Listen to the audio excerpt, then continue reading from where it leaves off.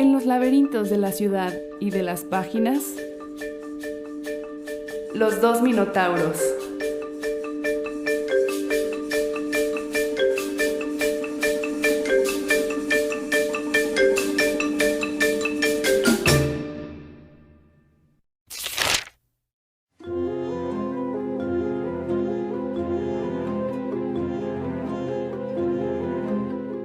Hojas de respeto o cortesía.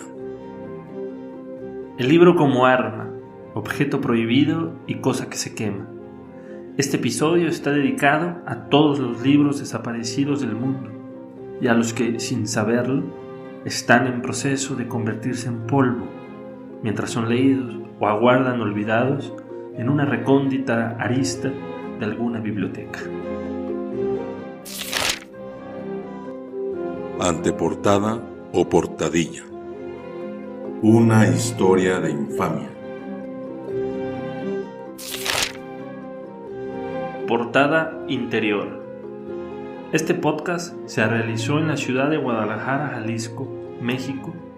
Los autores son Dani Moragüe y Pedro Guillén. Por cierto, este podcast no es original de Spotify.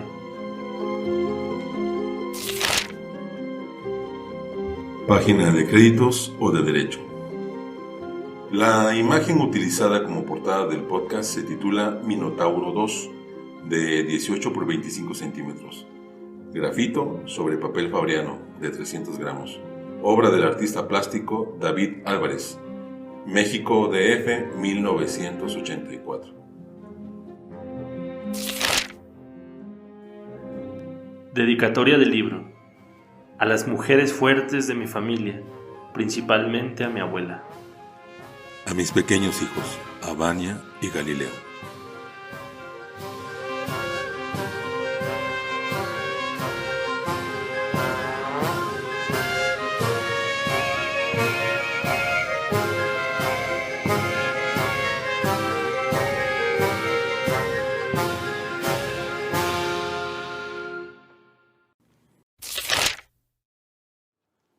Prólogo. El día de hoy, el prólogo corre a cuenta de la escritora Lola Ancira, nuestra invitada del día de hoy. Ella nació en Querétaro en 1987, México. Es licenciada en Lenguas Modernas en Español por la Universidad Autónoma de Querétaro.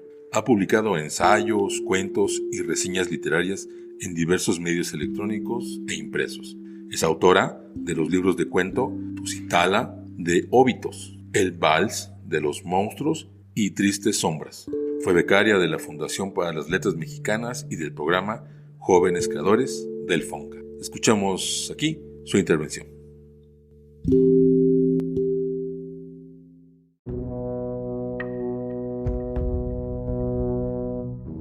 Aportación para los dos minotauros. La palabra, y por tanto el libro, es un arma. El libro transforma mentes, mundos, realidades. Atañe directamente a nuestra subjetividad e ideas de vida, a nuestro propio entendimiento. El libro nos ofrece una posibilidad infinita de vidas, experiencias y situaciones que no podríamos experimentar de otra forma que a través de la ficción, de la imaginación. Un libro es una extensión de la experiencia y el conocimiento humano. Por todo esto, el libro es, para quienes ostentan el poder, un peligro. El libro como objeto prohibido, como amenaza contra el orden y las leyes impuestas, como desafío al poder, tiene una antiquísima historia. Uno de los primeros censores fue Marco Porcio Catón, allá por el año 204 antes de nuestra era. El emperador romano, Diocleciano, algunos siglos después, promulgó un edicto contra los cristianos, en el que ordenó que tanto las escrituras cristianas como los lugares de culto en su imperio fueran destruidos.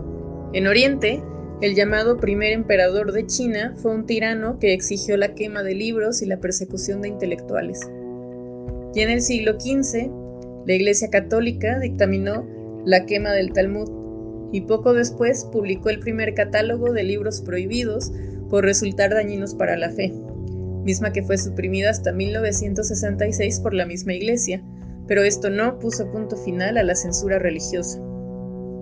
En el mismo siglo XX, los nazis impusieron la quema de todo libro que pusiera en peligro su ideología, al igual que hicieron los soviéticos. Para estos regímenes autoritarios, un libro representaba una potente amenaza moral, social y política. En palabras de Johann Nestroy, dramaturgo austriaco, la censura es la menor de dos hermanas despreciables. La otra se llama Inquisición.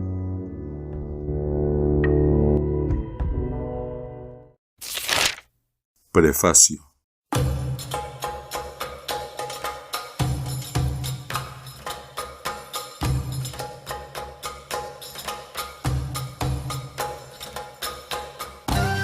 Cuando uno piensa en literatura, en las grandes ideas escritas por la humanidad, invariablemente piensa en firmas de libros, en autores mundialmente reconocidos, en ferias dedicadas a la palabra y en grandes editoriales que comercializan la cultura. Pero nadie se imagina que este objeto, con el que según Quevedo podemos escuchar con nuestros ojos a los muertos, haya sido capaz de cometer, en el nombre del bien, en el nombre de la civilización y del progreso, tantas atrocidades en el mundo. El libro, por más pequeño que sea, encierra sonido y furia y noche y escarlata. Borges se maravilló con él. ¿Quién diría que contiene el infierno? No por nada Diderot pensaba que los libros eran los objetos más peligrosos creados por el hombre. Son hachas, lanzas de hidalgos envejecidos, espada de mosquetero, acantilados, flechas, aguijones, duelos, maremotos y avispas que tienen la capacidad de desbaratar, en palabras de Kafka, un mar helado y de partir la cabeza de un arriero en 4 partes. Lo temible de los libros no es que caigan en manos equivocadas, sino que se hacen tan pronto, cuestan tan poco y pueden llegar muy lejos. También es verdad que hay libros que son asideros que nos ayudan a mantener la cordura, la templanza, la fe, que nos vuelven, aunque sea por un instante, partícipes de la inmortalidad.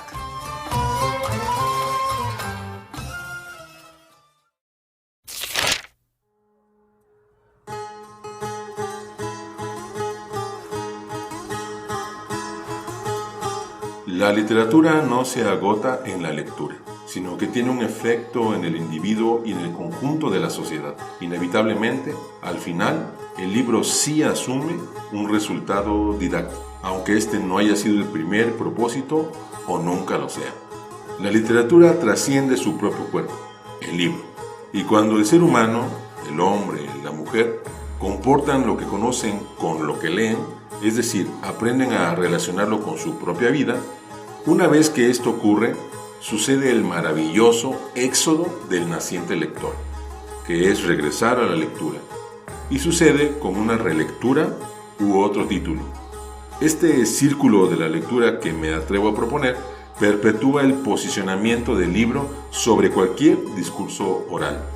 El libro se multiplica, se reinicia y aunque el discurso oral es también infinito, está acotado por la reproducción singular, casual, por el alineamiento de varios factores.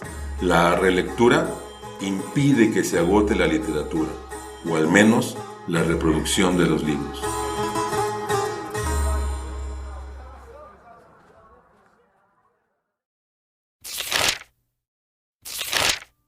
Epígrafe.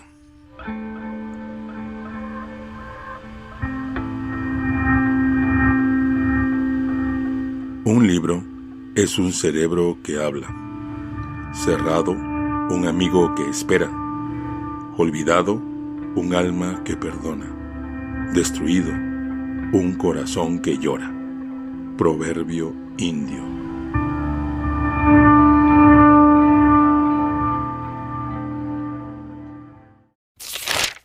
Cuerpo del libro.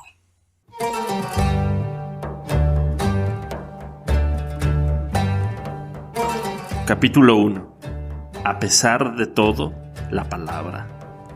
La cabeza es símbolo universal, irónico, blasfemo y de índole perverso. Sobre de ella se ha puesto el precio de los asaltantes y asesinos, la corona de joyas espinadas que clavada en el cordero ha derramado la sangre de Dios, la espada francesa de doble hoja que en el patíbulo inglés sentenció a una reina. y se ha condenado a través de la horca, el tiro de gracia, la lapidación y el garrote.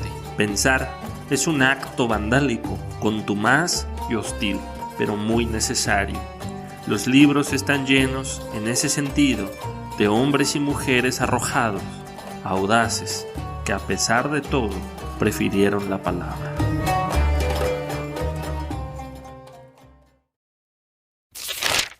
Capítulo 2. Hijos del primer impresor.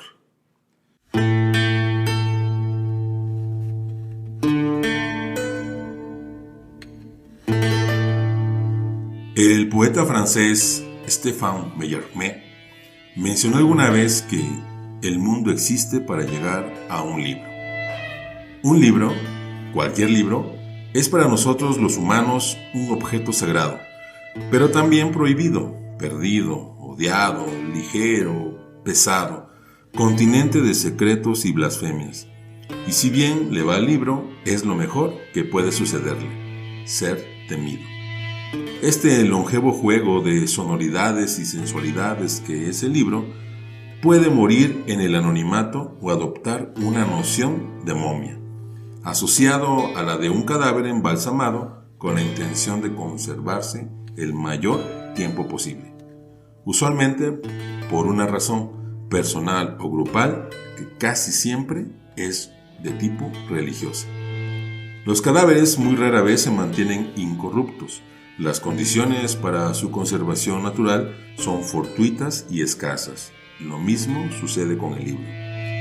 Dicen que todos los hombres y mujeres algún día serán huesos, los libros algún día polvo, y que a todas las fotografías se les desvanecerá la imagen. El primer libro embalsamado fue la Biblia, y en el momento de su creación era objeto lo suficientemente hermoso como para rivalizar con la caligrafía de los monjes copistas de la época, y mucho antes el Sutra del Diamante, la obra impresa más antigua, del año 868 después de Cristo. Se produjo en China y Corea con imprentas hechas primero en madera y luego en bronce. Gutenberg no eligió la Biblia por devoto. Él sabía que tenía que apuntar a un mercado más amplio con potencial de vender en toda Europa occidental. La Biblia de Gutenberg fue completada en el año 1455 y de ahí la multiplicación de los peces que ya todos conocemos. Gutenberg no ganó dinero con su invento, pero su método tuvo un gran potencial comercial y se convirtió en el éxito de muchos impresores y editores posteriores. Para el 1500, aunque no se volvieron baratos inmediatamente, los precios de los libros comenzaron a caer y con ello se completó el predominio de la palabra escrita sobre la hablada, de la pluma sobre la voz. Y así, el reinado de lo editorial hasta nuestros días. El mundo existe para llegar a un libro. Todos somos agentes de la persistencia, de la vulgata de cada día. Todos, los lectores, somos hijos de Johannes Gutenberg.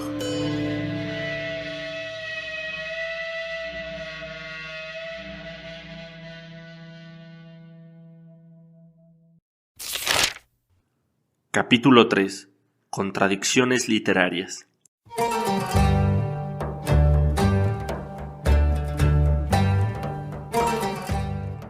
Hay ciertos libros que contradicen la realidad. ¿Quién, acostumbrado a ver la figura del soldado como enemigo, aceptará las palabras de Pavel Blasov cuando éste le dice a su madre que los soldados no son enemigos, ni siquiera cuando ya han asesinado a varios jóvenes en las calles de Rusia, ya que a los soldados no se les ha compartido la verdad con amor y paciencia? ¿Quién, me pregunto yo, aceptará las palabras de Víctor Hugo cuando se levantó en contra de la guillotina? ¿Por qué le cortan la cabeza a los hombres si pueden cultivarla con ideas y enseñarles el perdón?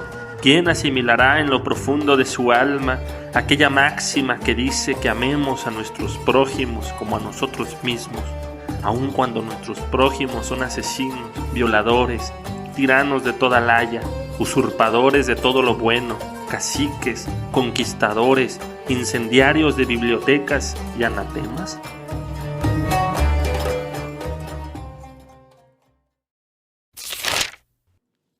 Capítulo 4.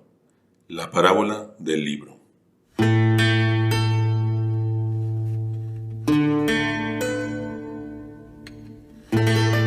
La fábula del libro, como artilugio, es poner a prueba la capacidad del hombre de retener toda cosa que nombra y hacer la lectura. Pero su gran parábola, la enseñanza, es ser robado, hurtado, no pagar por él. La necesidad de dejar de ser público para ser privado y dejar constancia de la propia existencia, o robársela. Robar excita. Quien nunca ha tomado en total sigilo un chicle, un salero de restaurante de lujo, una prenda íntima secándose en una azotea o el propio libro en una feria de libros, no sabe lo que significa. El contexto deja poco espacio para la compasión del autor en turno, y menos aún autocompasión para el ladrón por las posibles consecuencias. Solo importa ser un ángel y llegar a casa con 2 títulos inmovilizados bajo la camisa suelta. Es como besar. Hay quien trabaja un beso por días, calculándolo todo. Hay quien pide un beso como si fuera una limosna. Y hay también quien los roba como si fueran relámpagos, breves e infinitos. Yo he robado algunos libros, lo confieso, por las carencias. A veces también por pasatiempo o por sorprender con el acto a alguna damisela. Esos libros, por antonomasia, tienen su propia categoría en mi librero.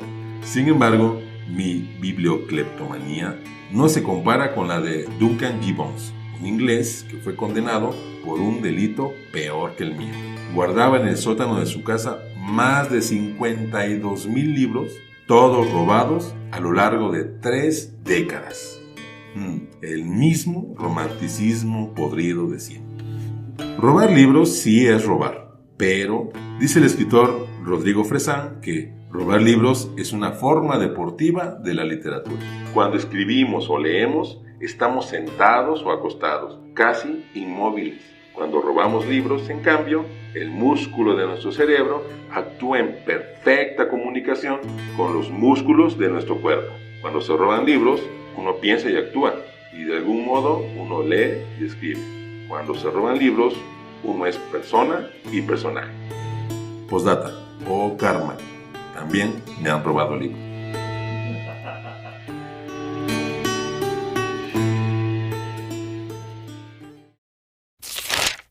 Capítulo 5. El libro como arma.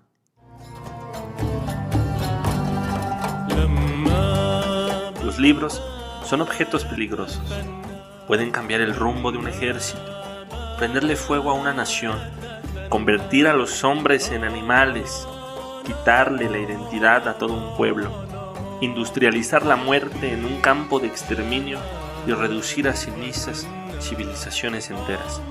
Y a pesar de que los libros han sido terribles armas para la humanidad, como alguna vez lo señalaron Voltaire y San Anselmo, también son un refugio en tiempos de guerra, de hambre, de desolación y de angustia. Es por eso que para Bradbury vale la pena que los hombres se aprendan los libros de memoria, no ya por el bien propio, sino por el bien común. Siempre habrá un libro bajo el brazo de un dictador, pero también habrá siempre un libro que nos salve de la barbarie.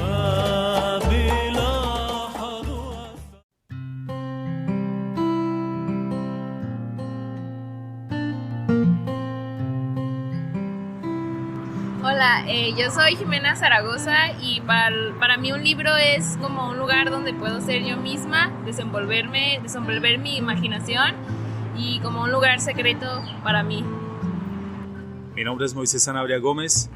El libro para mí es uno de los instrumentos, yo diría en estos tiempos, más indispensables para la vida de un ciudadano. Sobre todo porque el libro tiene una voz propia que cuando uno se adentra en él logra escucharla. Y normalmente escuchando los libros, lo que se esconde allí en secreto es una especie de antídoto ante la indiferencia y la sordera a la que nos ha llevado lamentablemente esta sociedad consumista y una sociedad light, donde se buscan respuestas inmediatas y donde no se use demasiado lo novedoso, aunque sea superficial y mediocre. Por eso para mí el libro es un instrumento de humanización, un instrumento, por qué no decirlo, de fuerza política que nos mueve y nos sensibiliza a ver más allá de nuestro pequeño entorno. Hola, soy Luis Bautista y para mí el libro es una forma de expandir mis conocimientos. Yo soy Patricia Ortega y para mí el libro es una caja mágica de la cual brotan historias y todas las posibilidades de imaginación. Hola, mi nombre es Natalia Hernández y para mí el libro es una construcción. Es una construcción de ideas, de pensamientos, de sentimientos, un reflejo de quien lo escribió y un espejo de quien lo lee. Mi nombre es Martín Almades y el libro para mí significa una ventana y una puerta a nuevos mundos, conocimientos y estímulos para seguir viviendo con más ánimo en esta vida.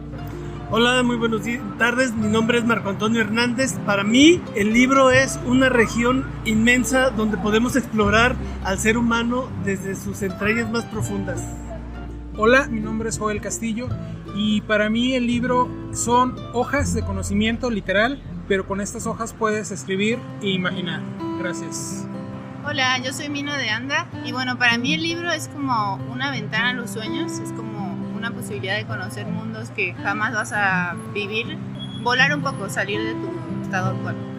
¿Qué tal? Yo soy Martín Navarro y pues para mí el libro es prácticamente una ventana de entretenimiento. Quienes no se han aventurado al tema de la lectura, me parece que si se animan puede ser un objeto con el que pueden viajar prácticamente a diferentes lugares, a echar a volar esa imaginación que tenemos por dentro y diferentes experiencias, viajes, historias. Con los libros aprendemos nuevos conocimientos. Hola, soy Ignacio Rocha y me preguntan qué representa para mí el objeto libro. El libro para mí es como una especie de compañero infatigable que va conmigo, que me lleva a mundos desconocidos o a mundos conocidos en donde descubro cosas inverosímiles que no había reparado en ellas. El libro es uno de los mejores inventos de la humanidad.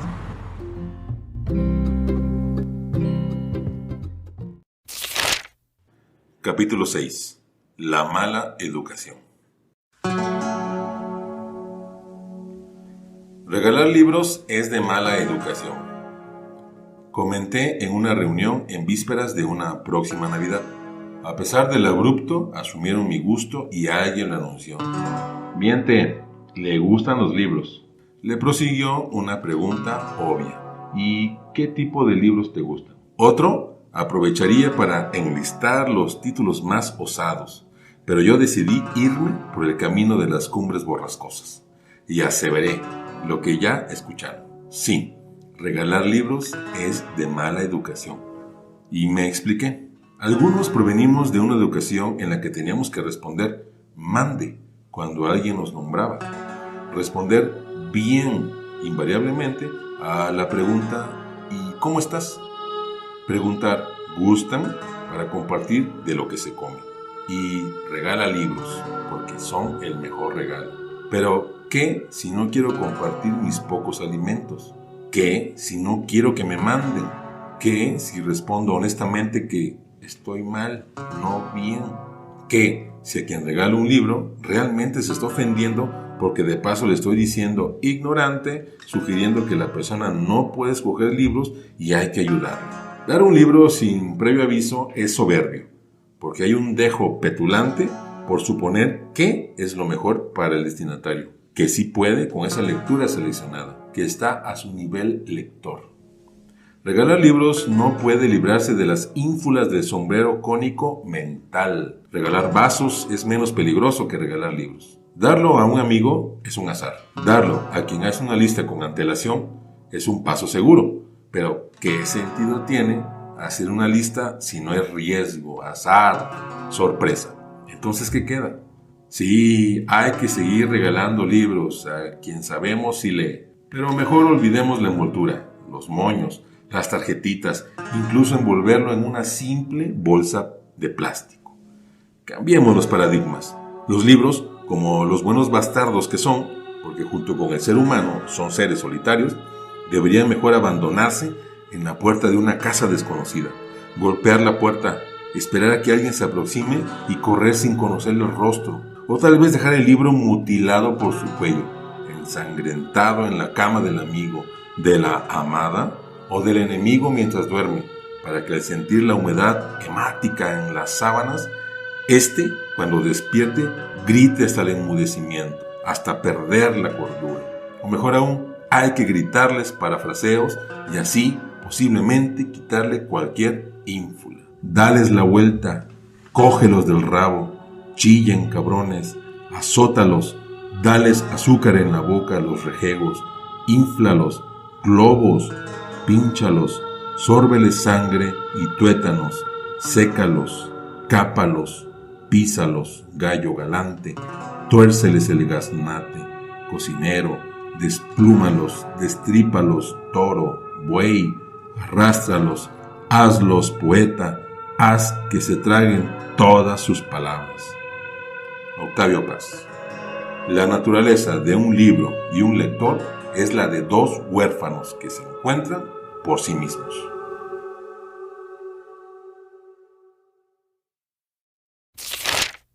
Capítulo 7.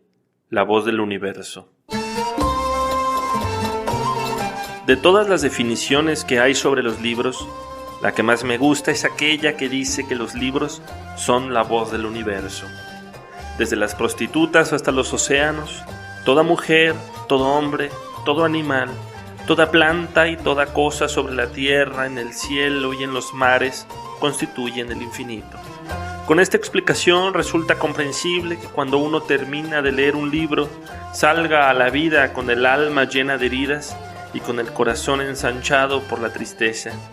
Pues qué hombre o qué mujer puede contener en sus ojos o en su memoria una parte del infinito y no caer fulminado.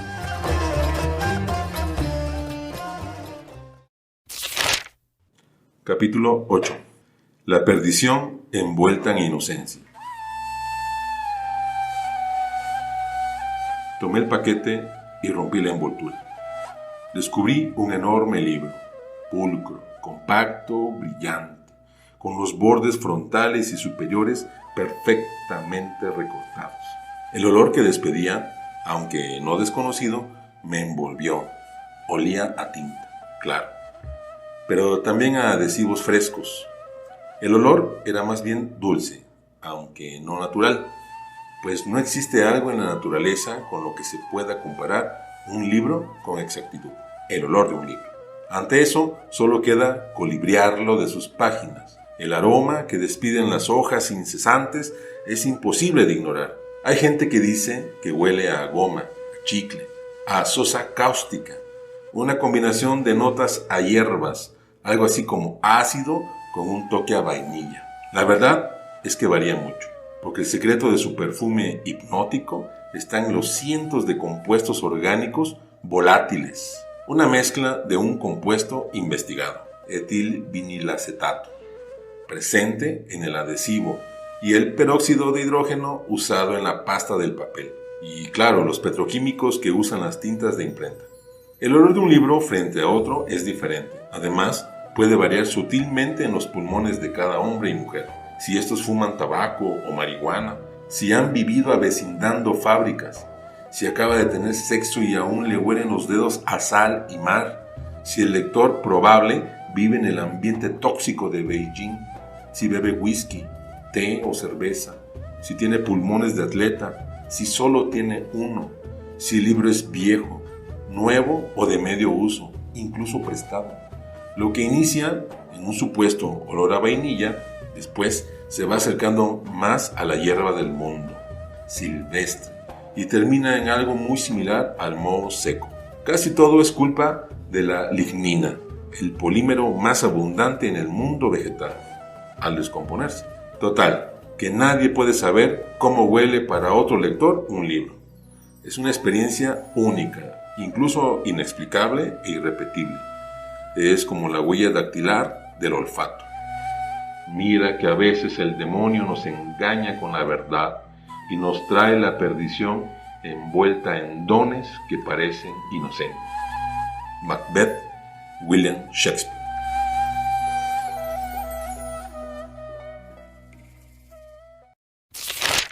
Capítulo 9. De la crueldad y la tristeza.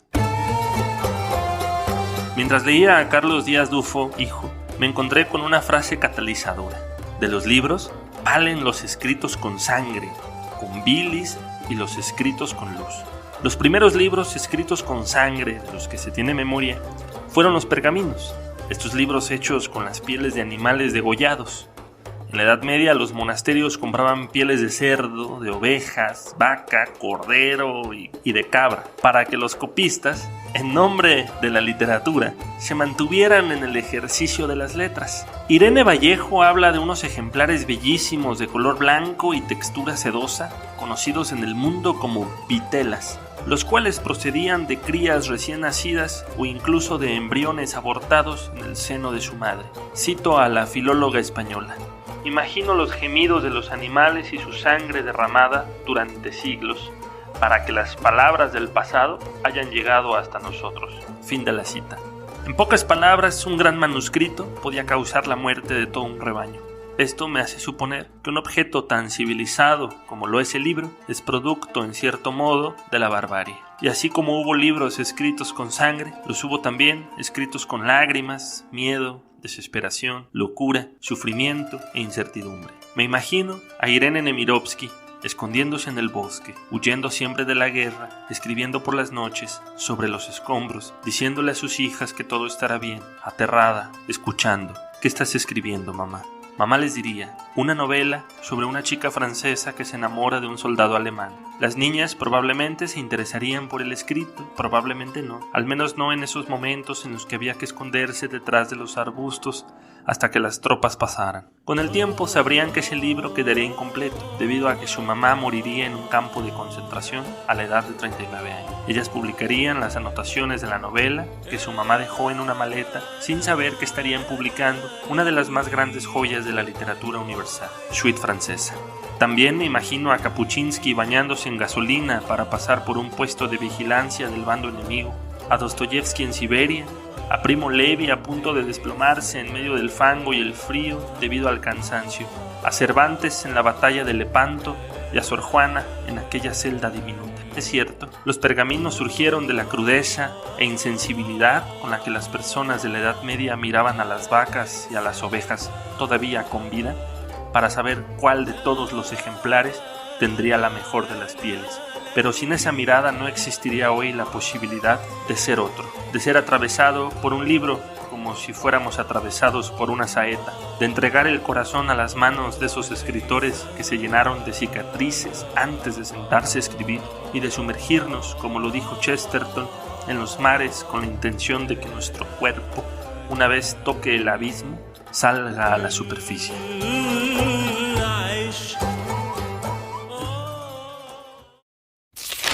Capítulo 10. El libro de tierra.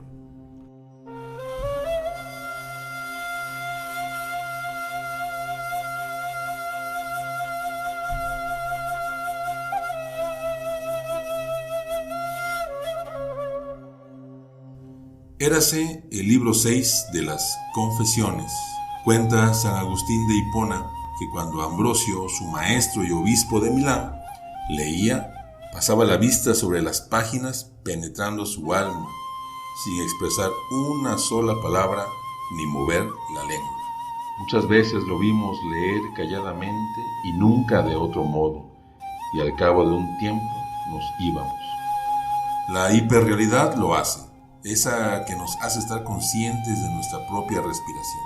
Pero imaginemos a los primerísimos lectores, magnetizados, cautivos, frente al último artilugio de la humanidad, el libro, sedados, mesmerizados, hechizados y sobre todo seducidos. Así los primeros lectores. Imaginemos la estampa, un hombre sentado, puesto que las mujeres no podían acceder a la lectura, en una banca de piedra, un pasillo, una silla de piel o el simple pasto, pasando la mirada sobre los símbolos, los códigos puestos y dispuestos, leyendo sin articular palabras, sin convocar, sin escuchas. Imaginemos a Jesús, el mayor de los maestros orales, que una sola vez escribió unas palabras en la tierra y no las leyó ningún hombre. Juan, capítulo 8, versículo 6.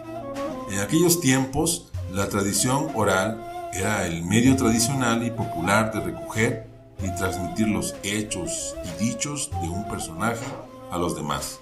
Los alumnos rabínicos que escuchaban dichos y hechos a sus maestros los transmitían de memoria y de palabra a los demás sin escribir nada. De esta manera, oralmente, los discípulos, testigos directos de Jesús Nazareno, transmitieron sus dichos y hechos a los demás cristianos de la primitiva comunidad, que más tarde recogerían por escrito llamándoles evangelios. De este modo también, más tarde, nacen el libro judío Talmud y el libro Corán islamista.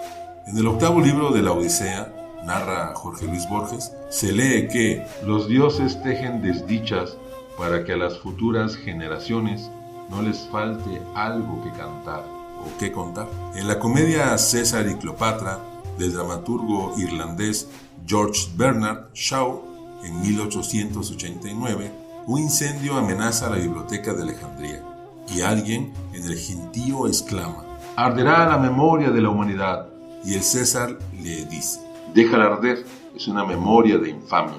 Una broma sacrílega, claro, y la razón es muy clara. Para los antiguos, la palabra escrita no era otra cosa que un sucedáneo de la palabra oral. Sin embargo, en aquel tiempo era costumbre leer en voz alta para penetrar mejor el sentido, porque no había signos de puntuación, ni siquiera división de palabras. Por lo tanto, había no solo una interpretación semiótica, sino además una reinterpretación del escrito, ejecutando una sensualidad entre una sonoridad de respiraciones y exhalaciones. Del universo a los dioses, de estos a los hombres, de la voz al libro, de los libros al propio universo literario, de universo a universo. En última instancia, dice Borges, es devastador dejar constancia de la propia existencia y comprobar la necesidad de un refugio para la memoria.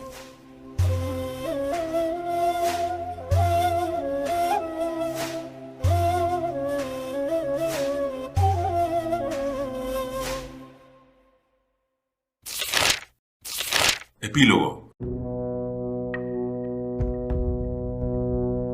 Segunda colaboración para los 2 minotauros.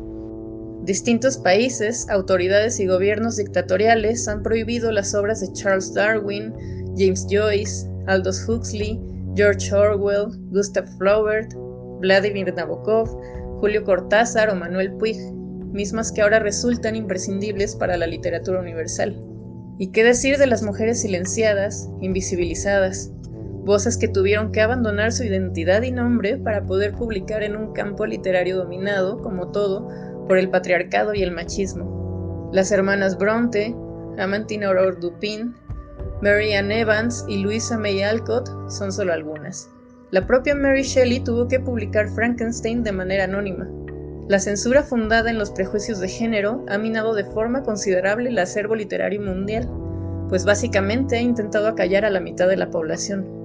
Virginia Woolf, en su libro Una habitación propia, publicado en 1929 y que puede considerarse una obra feminista, reflexionó sobre estas y otras injusticias a las que las mujeres eran sometidas. En estas páginas dedicadas a la literatura escrita por mujeres, Woolf nos dice: «No hay barrera, cerradura ni cerrojo que puedas imponer a la libertad de mi mente». Para la cantante argentina Mercedes Sosa, toda censura es peligrosa porque detiene el desarrollo cultural de un pueblo. La censura, condena o prohibición atentan contra la libertad de expresión. Para Bradbury, autor de la novela distópica Fahrenheit 451, misma donde todo libro está prohibido y es quemado, no hace falta calcinar libros para destruir una cultura, sino solo dejar de leerlos. Este terrible atentado contra el conocimiento y la civilización llevó al escritor alemán Heinrich Heine a declarar que, donde queman libros, al final también quemarán a los seres humanos.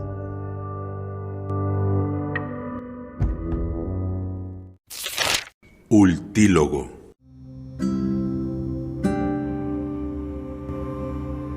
Buenas tardes, soy Rafael Arias Obando y yo soy del estado de Chiapas, y cuando me preguntaste que qué pienso de un libro, qué es para mí un libro precisamente me lleva a recuerdos muy específicos.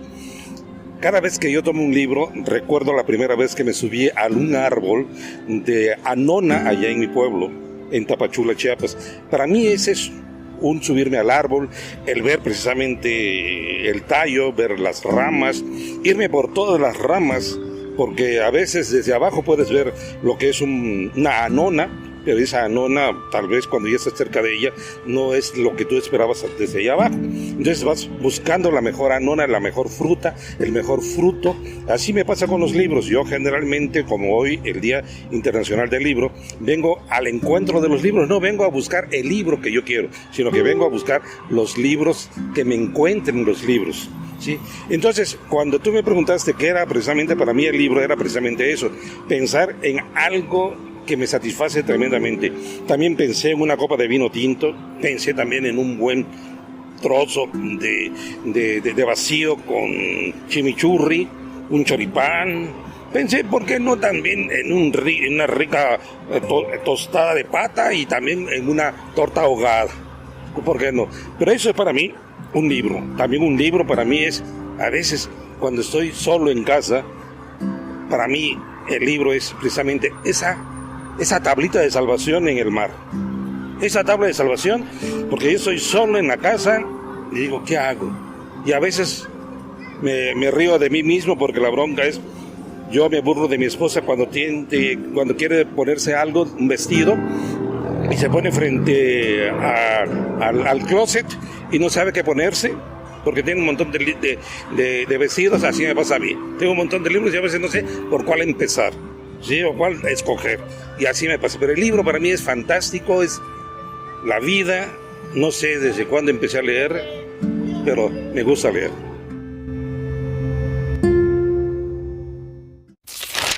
Bibliografía. El año pasado salió a la luz un libro extraordinario que, a mi criterio, se volverá en un corto tiempo un libro fundamental, de consulta, que se titula El infinito en un junco. La pluma de Irene Vallejo nos arrastra por el mundo con una magia de prestidigitador. Cada página es un asombro constante. De 1952, Otras Inquisiciones. Ensayos publicados por el maestro Jorge Luis Borges. Y de San Agustín de Hipona, Confesiones. Ensayos escritos entre el año 397 y el 398 después de Cristo. Glosario de términos. Sucedáneo, del adjetivo, que es imitación de peor calidad que el original, que tiene propiedades parecidas a las de otra y puede sustituirla con un grado menor de calidad. Colofón. Este podcast se grabó el 23 de abril del año 2021, mismo día que se conmemora el Día Internacional del Libro, y se terminó de editar el 7 de mayo del 2021. Los derechos de este podcast quedan reservados para los 2 minotauros. Dani, estimados escuchas, ahora toca cerrar este libro. Muchas gracias por haber estado con nosotros, por habernos acompañado en estas páginas tan llenas de infamia. Hasta la próxima. Estimados escuchas, muchas gracias por su completa atención. Hasta el próximo episodio.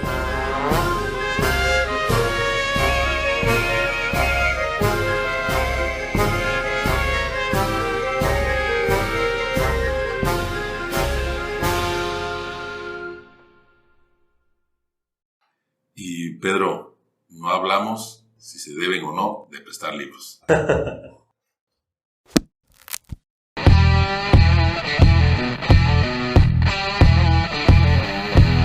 Por hoy hemos encontrado la salida de este laberinto. Nos vemos en el siguiente episodio. Esto fue Los 2 Minotauros. ¡Hasta luego!